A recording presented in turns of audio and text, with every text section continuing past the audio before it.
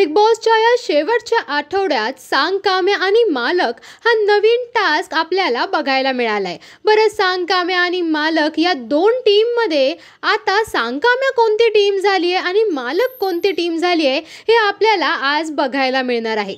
Abhijit, Ankita, Janhvi, paddy दादा हे सगळे सांग काम्या झालेले आहेत। बरं, आता या सांग काम्यांकडून मालक टीम आता काय काय कामं करून घेणार हे बघायला मजा येणार आहे। बरं, आता ही मालक झालेली टीम फक्त आणि फक्त एका व्यक्तीमुळे मालक होऊ शकली आहे, तो म्हणजे सूरज।